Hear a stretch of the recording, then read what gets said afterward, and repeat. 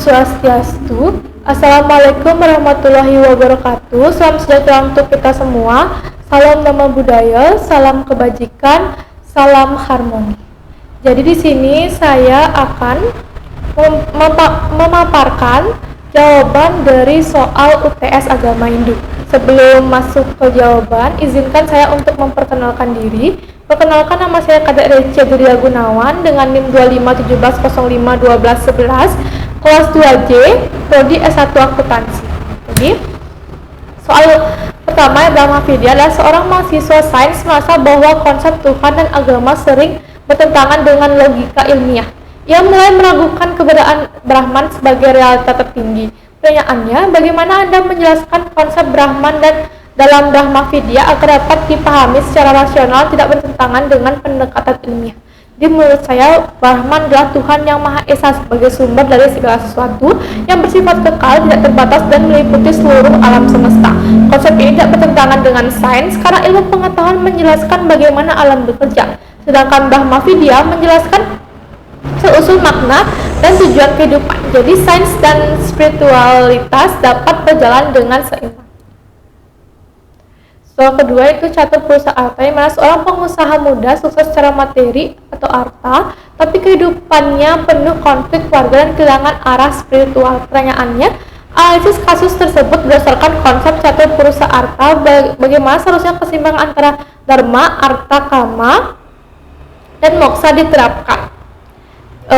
Jadi menurut saya kasus ini menunjukkan bahwa ia terlalu fokus pada arta, kekayaan, tapi melupakan tujuan hidup lainnya. Dalam Hindu, hidup harus seimbang antara dharma, kebenaran, arta, kemakmuran, kama, kebahagiaan, dan moksa, kedamaian rohani.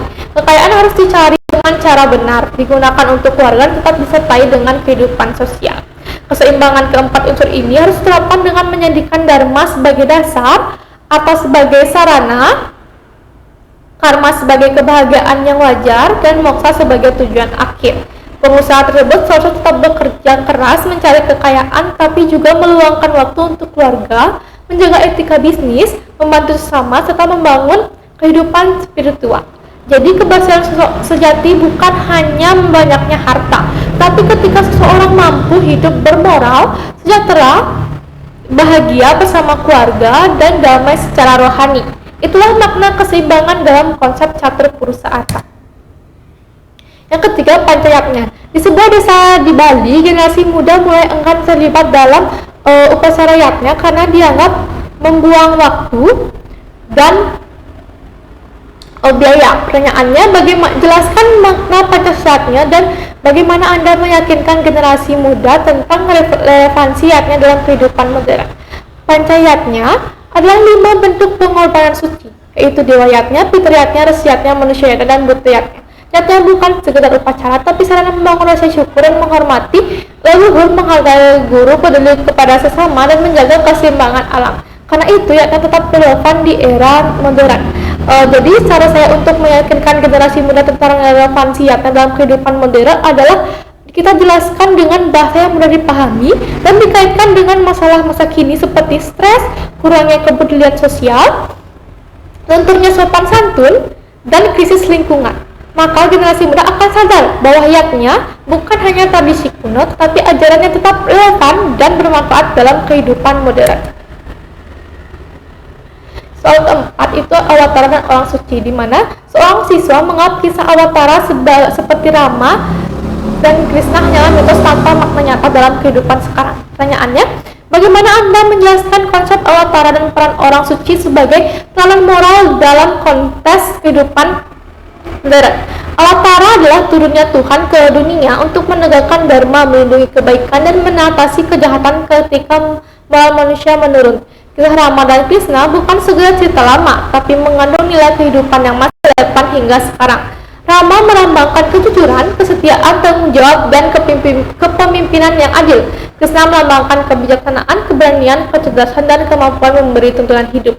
Dalam kehidupan modern, nilai Rama dapat diterapkan oleh pemimpin yang jujur dan bertanggung jawab, sedangkan nilai Krishna dapat diterapkan melalui sikap bijaksana, saat menghadapi masalah. Selain itu, orang suci menjadi teladan nyata karena hidup sederhana, disiplin, penuh kasih sayang, dan dekat dengan Tuhan. Jadi, konsep Allah Ta'ala dan orang suci tetap penting sebagai contoh moral bagi manusia di zaman sekarang ini. Soal kelima ada yoga. Seorang pekerja kantoran mulai mengalami stres berat dan mencoba yoga hanya sebagai olahraga fisik tanpa memahami konsep spiritualnya. Pertanyaannya, analisis praktik yoga tersebut berdasarkan ajaran Hindu. Bagaimana integrasi antara aspek fisik, mental, dan spiritual dalam yoga yang benar? Yoga bukan hanya olahraga, tetapi jalan penyatuan tubuh, pikiran, dan jiwa. Aspek fisik dilakukan melalui asana, aspek mental melalui pengaturan napas dan konsentrasi, sedangkan aspek spiritual melalui meditasi dengan kedekatan dengan Tuhan. Jika dijalankan dengan utuh, yoga memberi kesehatan, ketenangan, dan kedamaian batin. Selanjutnya ada soal 6, Gayatri Sadhana. Ini mana seorang remaja rutin melakukan mantra Gayatri tetapi tidak memahami maknanya dan hanya melakukannya sebagai rutinitas. Jadi, jelaskan makna Gayatri mantra dan bagaimana praktik Gayatri mantra sadhana yang benar dapat meningkatkan kesadaran spiritual. Jadi, menurut saya, praktik Gayatri sadhana yang benar dapat dilakukan dengan beberapa cara. Pertama, melakukan mantra dengan pengucapan tepat dan penuh rasa hormat. Kedua, lakukan dengan keadaan pikiran tenang, misalnya pagi hari atau saat suasana hening. Ketiga, memusatkan pikiran pada cahaya suci Tuhan sambil merenungkan arti mantra. Keempat, setelah melanturkan mantra, seseorang perlu menerapkan nilainya dalam kehidupan sehari-hari, seperti berpikir positif, berkata jujur, menghormati orang tua, rajin belajar, dan menjauhi perbuatan buruk. Jika dilakukan dengan benar, Gayatri sadhana akan memberi banyak manfaat spiritual. Pikiran menjadi lebih tenang, konsentrasi meningkat, emosi lebih terkendali, dan hati menjadi tenang. Selain itu, seorang remaja akan lebih sadar bahwa hidup bukan hanya mengejar hal duniawi, tetapi juga membangun karakter dan kedekatan dengan Tuhan. Bagi remaja, latihan ini sangat baik karena membantu mengendalikan diri tengah pengaruh pergaulan dan tekanan kehidupan modern. Jadi, kesadaran spiritual tidak muncul hanya dari banyaknya mantra yang diucapkan, tetapi dari seberapa dalam seseorang memahami, merasakan, dan menjalankan ajaran yang tergandung di dalamnya. Jika Gayatri mantra selalu tidak dijadikan rutinitas kosong, melainkan sarana membangun pikiran suci, hati yang tenang, dan hidup yang lebih bermakna.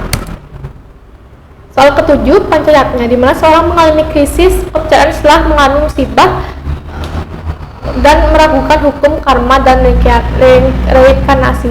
Analisis kasus tersebut dengan konsep Pancasada. Bagaimana Anda menjelaskan kembali keyakinan tersebut terhadap karma pala Prabhawa? Pancasada adalah 5 dasar keyakinan Hindu, yaitu Brahma, Atman, Karma pala, Prabhawa, dan Moksha.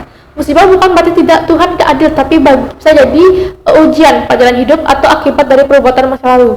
Karma pala mengajarkan bahwa setiap perbuatan pasti memiliki akibat, tetapi hasil tidak selalu datang langsung.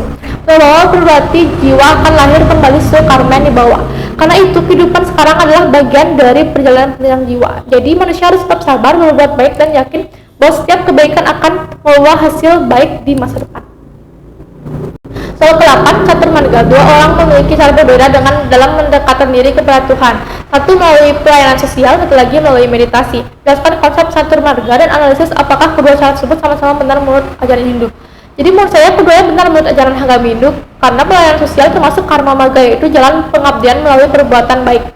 Meditasi termasuk raja yoga marga, yaitu jalan pengendalian diri dan ketenangan batin. Jadi semua jalan menuju Tuhan dalam menuju tujuan yang sama, yaitu mendekatkan diri kepada Tuhan.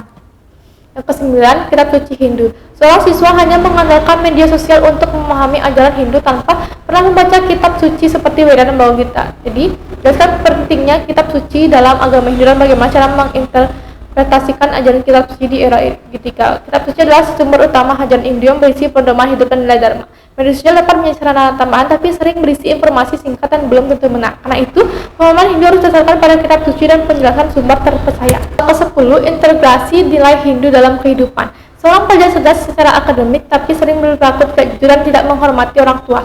Analisis perilaku tersebut dengan mengintegrasikan konsep dharma, yoga, dan sadhana. Bagaimana seharusnya nilai-nilai Hindu membentuk karakter individu. Kecerdasan akademik belum sempurna tanpa karakter yang baik. Nilai dharma mengajarkan kejujuran dan tanggung jawab. Yoga melatih pengendalian diri dan sadhana menumbuhkan keyakinan serta moralitas. Pelajar ideal adalah yang pintar, jujur, disiplin, hormat kepada orang tua, dan memiliki kesadaran spiritual.